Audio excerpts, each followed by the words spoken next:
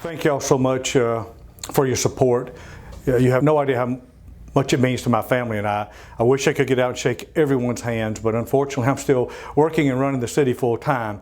But I do want you to know that it means the world to us that you've supported us through these last 12 years. This is a full-time job.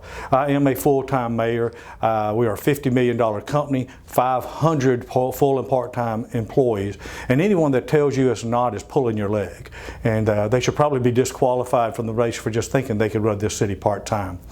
I'm the CEO of the City of Orange Beach, and I run it just like a business. We have a AA+ bond rating.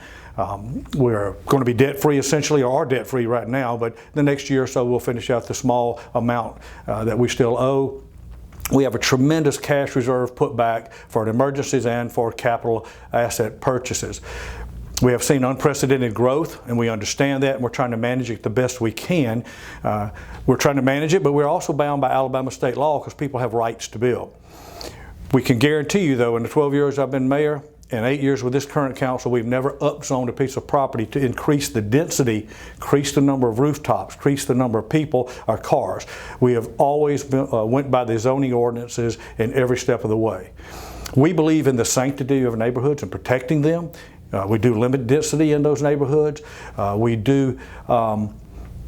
eliminated short-term rentals. It's not fair for someone to have a hotel room next door to them where they live. We believe in the Disney World effect. And by the Disney World effect, I mean we want the place to be spotless, clean, like a paradise for us year-round, not just for our neighbors. Orange Beach is safe and protected. We spend millions of dollars with our police department, our public safety, because in this crazy world, safe and protected has a tremendous value. Healthcare. Very important. We have invested heavily in our EMS system, heavily in our freestanding ER, our ambulance, 3 ambulances, education, brand new school system. We expect excellence, nothing less. Fiber to homes for everyone is extremely necessary. Senior services. We have a widower program, 400 names that we check on. We have the first COVID program where we protect those that are compromised and quarantined. And we just feel our seniors need to be respected and put on a pedestal, and I think we do that. So in conclusion, it looks like my time is about up. I just want to say I feel like I have a great track record in good times and in times of crisis. I am a pit bull when I need to be. I'm a negotiator behind the scenes, and as I should be. I've learned to listen more and speak less. I hope that you know we're really working toward a family-friendly community. Please vote for us to continue and finish strong what we've started. Thank you. Thank you, Mayor, for meeting with us today. One of the challenges faced by many of our local businesses is finding and maintaining adequate staffing to operate their businesses year-round. The challenge is complex and changes throughout the year based on the tourist seasons, but a large part of the challenge appears to be due to lack of education and training opportunities and affordable housing options in our area. Are you aware of these workforce development issues, and how would you help our businesses address these challenges? Well, let me address education first. 70% of all jobs in this country does not require college education. We got to rethink the way we educate our children. So I believe we have to start a reform system, just like a sports program, sports association does. We find their passion early, we nurture them, internships, school prepares them, and then they go to work. There's no reason to be in a classroom, in my humble opinion, after 10th or 11th grade. They need to be training to do their job. Private sector needs to be driving this train. It's just so important that we take the trades, the skills, the IT tech, and those, and we need to incorporate our community college into the more advanced skills. That's not a college prep trajectory. There are too many kids coming out with worthless degrees, can't find a job, and then a plumber's making $100,000 a year. It makes no sense. So I'm a big believer in finding that passion early and nurturing and taking them through that program. Housing is a perpetual problem. It's always going to be a problem in resort towns. We're seasonal. I don't know where the city fits. What I do believe is the private enterprise has got to band together and drive this train. The city can fit in with some type of public-private relationship. On our end, we can do tax abatements, tax districts to help with infrastructure, land leases, things of that nature, and we will support it in any way that we can, but we truly need, again, private enterprise to drive that train with us supporting it. As our local area and economy grows, we need investments to expand and improve existing infrastructure. Such investments include things like better educational facilities, quality healthcare facilities, continued traffic improvements such as new roads and bridges, expanded access to high-speed internet, and better access to our natural resources and public facilities. What infrastructure issues would you like to address, and would you support continued investments to expand and improve our existing infrastructures? All the above. There's nothing that we haven't attacked on that list. Access to natural resources, protecting our natural resources. We're conservationists who believe in using them and enjoying them, but at the same time protecting them for our future or for our children's future. So, but when it comes to infrastructure, 5-laning Canal Road, new bridge deal, widening the bridge, more fly-throughs at the toll booth, the bypass behind the Commons to move traffic out of the 161 intersection, education, brand new high school, middle school, expect excellence, nothing less. You don't get excellence if you don't expect it. Our after-school programs for our children is second to any. There's none any better in the country. We have the safest school 6 years in a row with our elementary school, healthcare. All that matters, and every bit of it we're attacking. I mean, health care to a senior is their number one concern, and it does matter. So we've added those ambulances so we get you to the emergency room quicker. We are working with South Baldwin and Gulf Shores on the freestanding E-room, emergency room, so we get you there quicker. We're working on personnel and paramedics and doctors to get to your door quicker.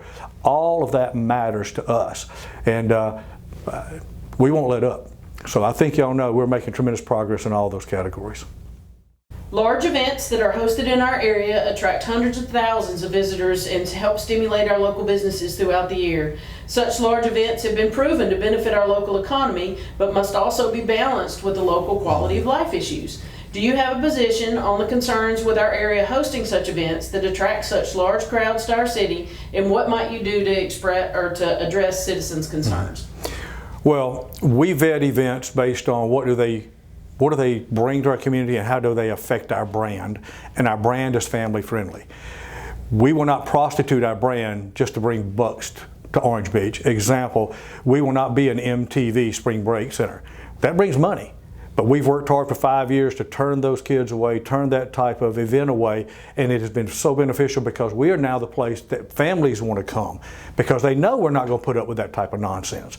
So just because an event is there doesn't mean it's worthy of our community. Secondly, it has to be an event that is beneficial to both the business community, but at the same time adds something to our community that's here full time.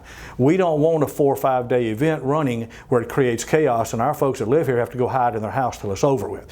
We like events that bring something in a short term that our folks want to go to, boat shows, car shows, the art festival, our youth sports program, runs, things of that nature that everybody can enjoy but doesn't create grief in all of our lives for an extended length of time, and it doesn't cost the city an arm and a leg to host them. So we are all for events, but they have to be the right type of events and they have to fit who we are as a community, and that's family friendly, traditional values, American values. What is your position on how the city could balance the desire to encourage economic development with the need to limit certain types of businesses from operating in the city? And more specifically, do you think the city should have a role in controlling access to available food options, such as allowing food trucks and other food options to operate within the city or not?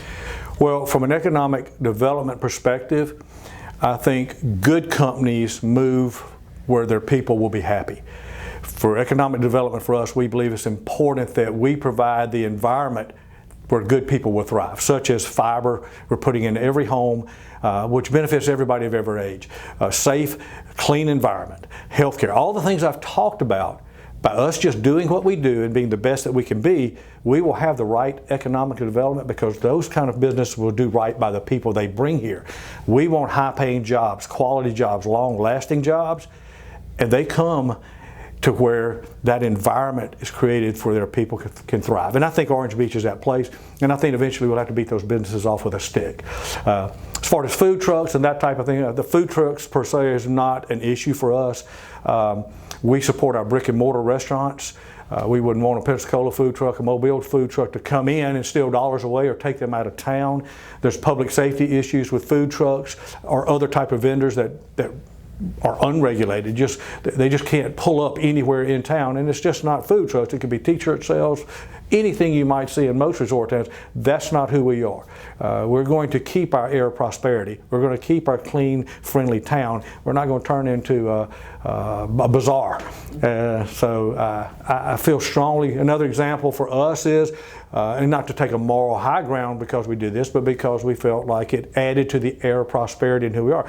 We no longer allow tattoo parlors, pawn shops, title pawn, check cashing, things of that nature. That to me does not add to who we are as a city.